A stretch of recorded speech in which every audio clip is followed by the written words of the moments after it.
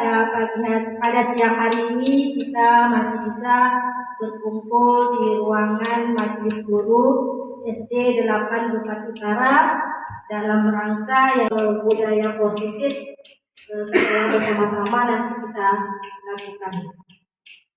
Serta beriring salam, marilah kita hadiahkan kepada junjungan Nabi alam kita yakni Nabi Muhammad SAW dengan ucapan Allahumma sholli ala Sayyidina Muhammad wa ala ali Sayyidina Muhammad.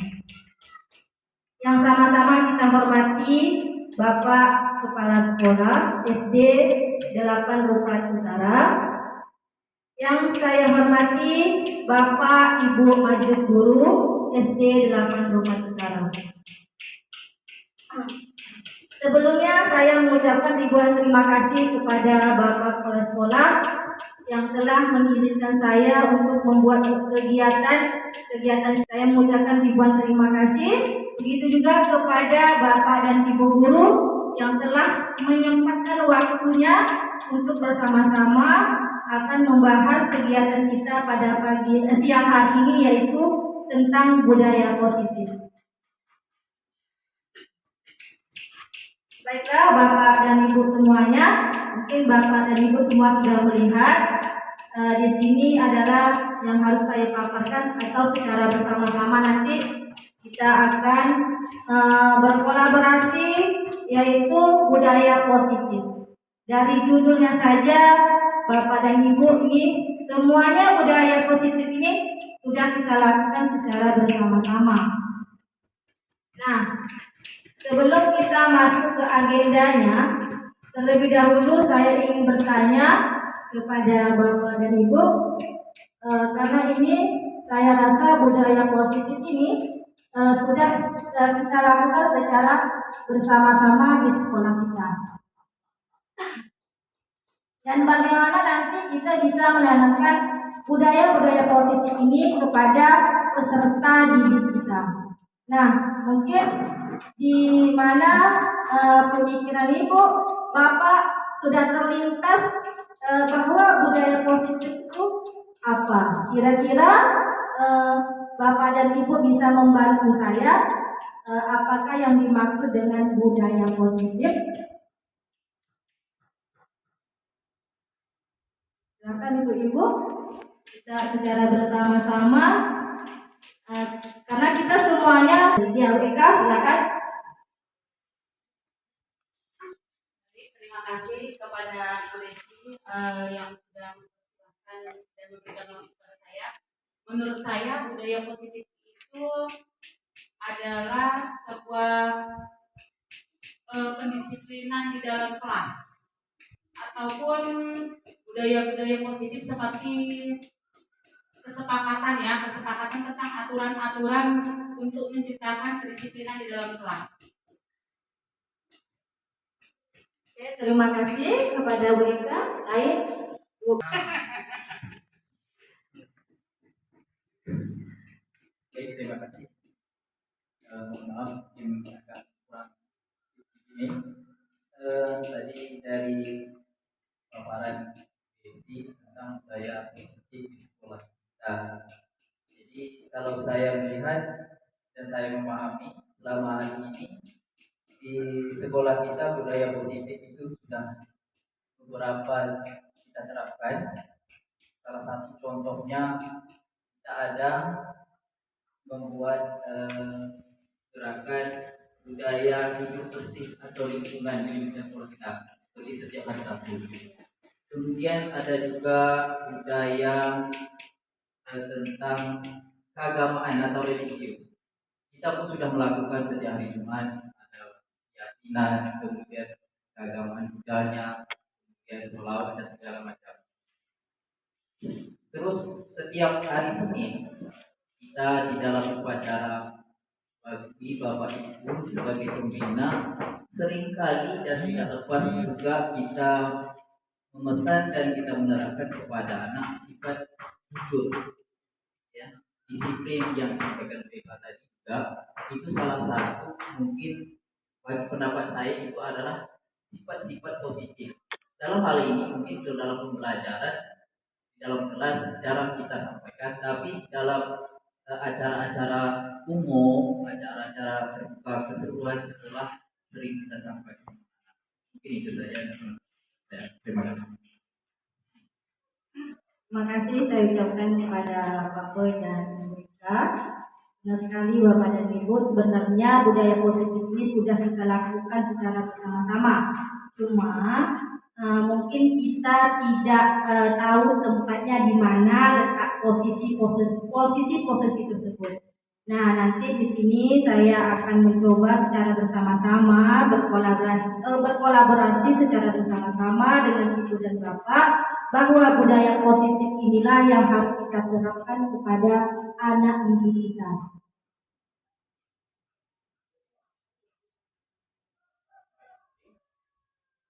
Nah, ini yang dimaksud dengan budaya positif, yaitu perwujudan dari nilai-nilai keyakinan universal yang diterapkan di sekolah. Budaya positif diawali dengan perubahan paradigma tentang teori kontrol. Selama ini barangkali kita sebagai guru merasa kewajiban mengontrol perilaku siswa agar memiliki sesuai yang guru harapkan. Nah, di sini kita sudah terlihat Bapak dan Ibu semua tadi yang dikatakan oleh Pak Boy, oleh Ibu Eka tadi benar. Itu semuanya salah satu contoh yang telah kita lakukan selama ini. Nah, mungkin itu saya katakan tadi, mungkin kita belum meletakkan pada tempatnya atau posisinya di mana. Nanti di sini nanti saya akan menjelaskan satu persatu. Belajar. Di sini paradigma belajar, perubahan paradigma pembelajaran ini merupakan pergeseran antara stimulus respon dan menjadi teori kontrol.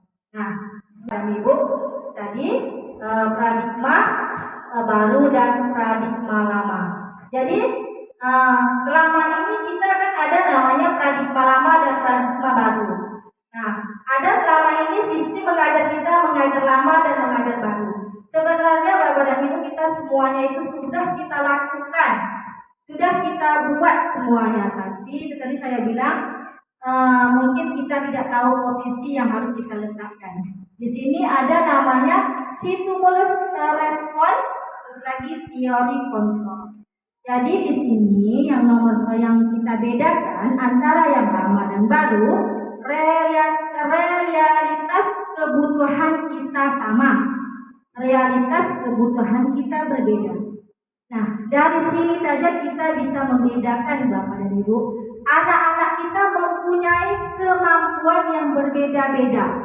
Anak-anak kita mempunyai sifat yang berbeda-beda. Jadi kita tidak bisa menyamakan antara anak satu dengan anak yang lain karena mereka mempunyai kemampuan yang berbeda.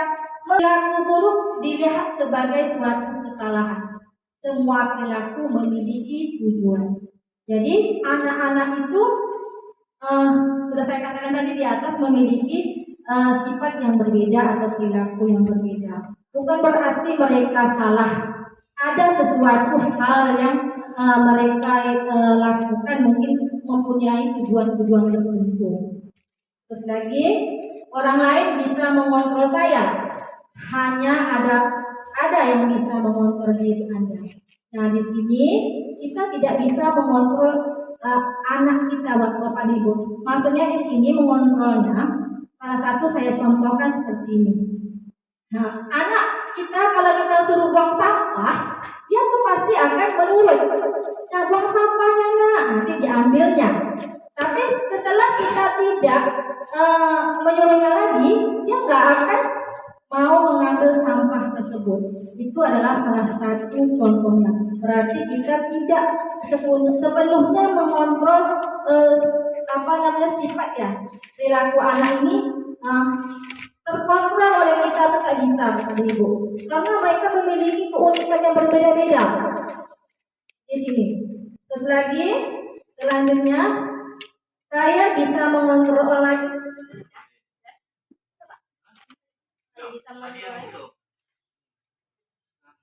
Saya bisa mengontrol orang lain Anda tidak bisa mengontrol orang lain. Ini tadi.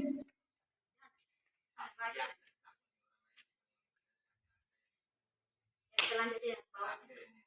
Terus lagi, pemaksaan ada pada saat bujukan gagal. Nah, kolaborasi dan konsensus menciptakan pilihan-pilihan baru. Nah, kadang-kadang di sini kan ada anak-anak kita itu dia mempunyai emosi yang begitu tinggi sehingga kita kadang-kadang gagal untuk memujuk mereka. Nah, bagaimana caranya? Inilah gunanya Bapak dan Ibu kita berkolaborasi antara guru-guru kita, bagaimana bisa anak-anak ini bisa kita secara bersama-sama untuk memujuk secara bersama-sama untuk melakukan hukuman itu bukan hanya melalui fisik, tetapi bisa kita tanpa kita sadari melalui lisan kita. Kadang-kadang kita terlalu marah, emosi, kita ini marah kepada anak. Ngapa dia harus melakukan ini? Ya, seperti itu ya, Bapak Ibu. Tanpa kita sadari tuh hal itu. Saya sendiri lah kadang masuk kelas saya anak motor kelasnya, saya ikut saya marah seperti itu ya. Nah ini berarti hukuman itu bukan berarti melalui fisik tetapi juga lisan. Terus lagi yang kedua, untuk mendapatkan imbalan atau penghargaan dari orang lain. Nah selama ini mungkin kita sering nih melakukan nanti siapa yang mendapatkan kalau dapat misi ini nanti ibu kasih hadiah seperti itu. Nah jadi itu kan. Nah imbalan-imbalan seperti inilah membuat anak kita tidak mandiri. Nah sehingga dia apa? Belajar itu hanya untuk mendapatkan imbalan, bukan untuk mandiri. Ini yang sering kita lakukan. Nah, bukan berarti kita tidak bisa memberi penghargaan, tetapi berilah dengan kata-kata motivasi. Nah, selanjutnya yang ketiga, untuk menjadi orang yang mereka inginkan dan menghargai diri sendiri dengan nilai-nilai yang mereka percaya.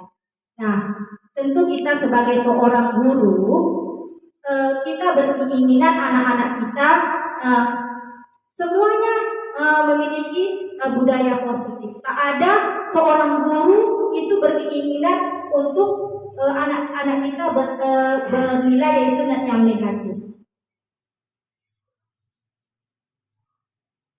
Nah, ini yang selanjutnya yaitu kebutuhan dasar manusia. Nah, di sini daripada 3 tadi tentu ada namanya dasar manusia, kebutuhan dasar manusia. Yang pertama yaitu bertahan hidup. Nah, yang selanjutnya yaitu penguasa, kasih sayang, ketenangan dan kebebasan. Nah, di sini kita akan Ibu Bapak sudah lihat di sini ada bertahan hidup.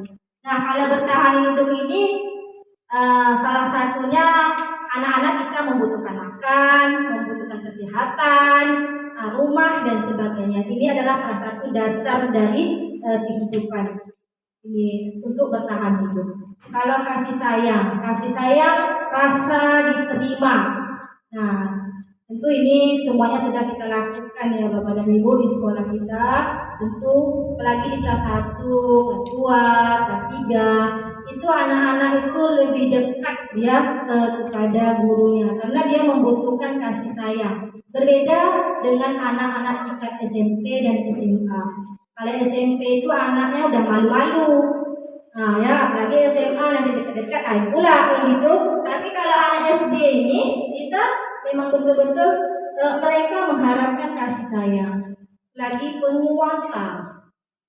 Nah, sini penguasa. Kadang-kadang anak-anak kita itu ada dia merasa menjadi suatu penguasa di kelas. Apa-apa semuanya harus dia lakukan. Ada ini kadang-kadang kita jumpai penguasa. Nah, ya. Ada yang kita jumpai. Terus lagi kebebasan. Nah, ini kebebasan ini bukan berarti kita memberi suatu kebebasan pada anak-anak kita, nak dia lakukan apapun serah, itu tidak, tapi tetap kita kontrol. Ketenangan. Nah, ada juga anak-anak atau peserta didik kita yang senang diberi pujian-pujian dan sebagainya. Ini ada, nah kita jumpai kepada anak-anak kita. Nah, ini dia. Ini yang semalam yang di WA oleh Bapak Kepala Sekolah kita, yaitu tentang keyakinan kelas. Nah, ini keyakinan kelas ini sebenarnya Bapak dan Ibu, mungkin Bapak bertanya, Ibu bertanya, ini mengapa pula keyakinan kelas? Nah, mengapa pula tidak kesepakatan kelas? Seperti itu ya BK ya. Kemarin BK juga pernah bertanya sama saya, kok keyakinan kelas begitu ya. Tapi kan sebenarnya kesepakatan kelas. Yang saya dapat selama CGP inilah Bapak dan Ibu, sebenarnya keyakinan kelas itu berasal dari kesepakatan kelas. Jadi kalau keyakinan kelas ini kita masukkan dulu, kita masukkan nilai-nilai positifnya di sini. Nah, tidak ada namanya lagi mereka yang kemarin kita buat kesepakatan kelas kita datang tepat waktu.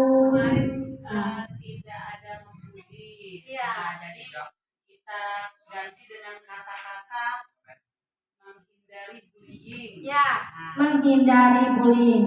Jadi tidak ada lagi Bapak dan Ibu kita buat baik kesepakatan kelas maupun keyakinan kelas itu dengan bahasa tidak, karena itu kan tidak mengandung hal-hal yang positif saja. Itu yang membedakan antara keyakinan kelas dengan kesepakatan kelas.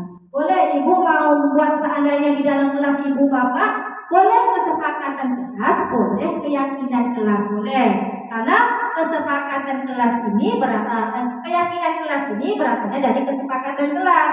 Karena kesepakatan kelas, terus kita harus ada meyakininya lagi ya, meyakini itu makanya terjadi juga seperti Bapak Ibu. Yang pertama validasi tindakan yang salah, yang kedua menanyakan keyakinan, terus lagi menstabilkan identitas. Jadi di sini sebenarnya segitiga restitusi ini beradanya di manajer. Beradanya posisi ini adalah posisi manajer. Kita sudah menstabilkan diri anak kita ini dengan pertanyaan-pertanyaan yang lembut, bahasa-bahasa. Kamu tentu punya alasan mengapa kamu melakukan itu. Nah, contohnya seperti ini.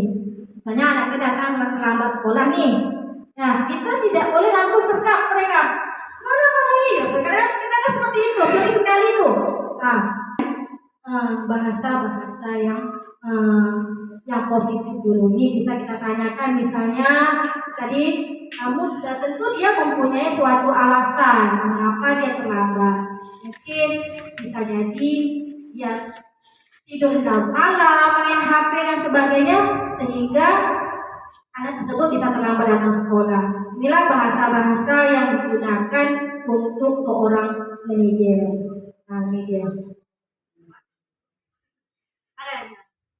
Nah, langkah-langkah praktik segitiga restitusi. Nah, ini dia yang pertama, tidak menanyakan keyakinan. Nah, kadang-kadang kita sering menanyakan kepada anak itu, kamu besok jangan ya terlambat lagi.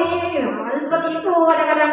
Tapi coba kita lakukan misalnya dengan mengingat istilahnya dengan apa yang telah kita buatkan dengan keyakinan kelas kita tadi. Karena kita kan keyakinan kelas itu kan kita secara bersama-sama membuat dengan anak dan guru, peserta didik dan guru yang membuatkan keyakinan kita. Bebas, berikan dia kebebasan untuk membuat kesepakatan kelas. Setelah itu barulah kita memasukkan kata-kata positif tersebut. Karena selama ini tidak kita buat kesepakatan kelas itu, kita buat soal itu tempel. Jadi anak tak ingat. Nah, kita buatlah sebanyak-banyak sampai tak 18 kesepakatan kelas. Rupanya anak tak ingat. Jadi sama-sama kita buatkan.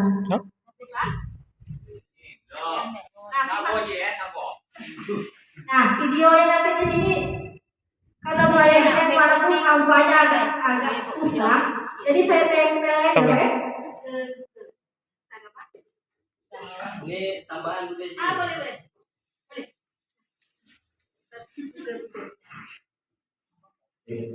Baiklah, sedikit tentang hal yang disampaikan. Terima kasih sebelumnya. Di sini saya ingin memberitahu kepada kita semuanya tentang apa yang sudah dibahas tadi kepada kita yang terlambat. Memang kita tidak bisa memungkiri keterlambatan anak. Cuma ini selalu saya lakukan ketika anak terlambat. Itu tidak langsung saya tanya alasan mengapa terlambat, tetapi saya persilakan untuk duduk dan mengikuti pelajaran. Mengapa demikian? Karena kalau kita langsung bertanya tentang masalah di situ, tentu awalnya anak-anak yang sudah belajar sudah fokus kepada materi, tentu akan hilang kemana lagi kan? Maka dari itu, jika pun ada anak terlambat, kita ingin bertanya nanti setelah anak-anak istirahat, itu kita panggil dia, kita tanyakan. Itu pun jika memang anak-anak itu terlambatnya, ya memang tiap hari, nah, itu perlu ditanyakan. Tapi kalau hanya satu kali, mungkin dalam 1 minggu, satu kali, itu mungkin karena efek tidak sengaja. Maka dari itu, saran dari saya, jika pun anak terlambat, jangan ditanya dulu apa masalah dia terlambat, tapi biarkan mereka itu dalam proses belajar terlebih dahulu. Nanti ketika sudah jam istirahat, baru anak itu kita panggil bersama kita, kemudian kita pun menegur anak itu tidak bersama rekan-rekannya, karena ini nanti akan menjadi bahan pukulan untuk mereka, terutama tentunya mental anak. Kemudian saran dari saya, mengapa ini saya terapkan memang sebelumnya di kelas 6 itu saya memang nunggu dulu di kelas. Anak itu datang, nunggu terus. Memang anak itu terlambat, tapi dengan beriringan proses, anak itu yang biasanya terlambat sekarang tidak terlambat. Jadi proses itu ketika kita bukan hanya bisa mengutarakan saja, tetapi kita bisa memberikan contoh. Nah, itu saran dari saya. Mungkin itu masukan dari saya. Terima kasih.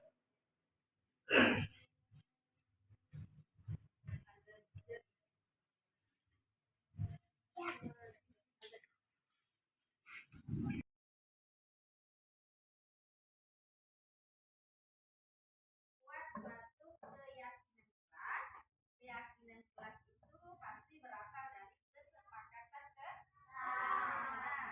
Kita akan membuat suatu kesepakatan kelas, maka ada terjadinya yaitu keyakinan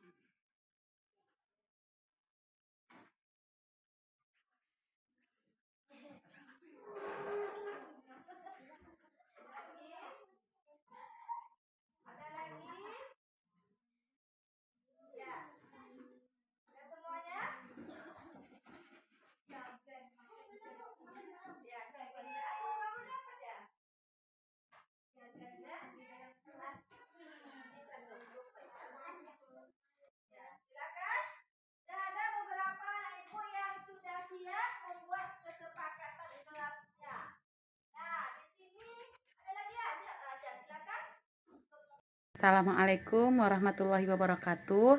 Nama saya Eka, saya dari SDN 8 Rupat Utara. Setelah saya mengamati dan melihat kegiatan Ibu Desi pada program Guru Penggerak, Ibu Desi sudah melakukan banyak perubahan positif, baik perubahan dalam kegiatan pembelajaran di kelas maupun perubahan peran Ibu Desi di sekolah selaku warga sekolah sebagai guru penggerak yang saya nilai sudah cukup aktif dan baik. Adapun pembelajaran di kelas Ibu Desi saya lihat sudah cukup kreatif dan inovatif. Hal itu terbukti karena siswa bisa merasa senang dalam belajar, kemudian bisa memahami materi dengan sangat baik.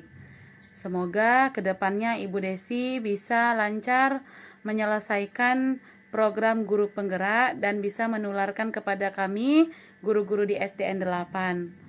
Wabillahi taufiq walhidayah. Wassalamualaikum warahmatullahi wabarakatuh.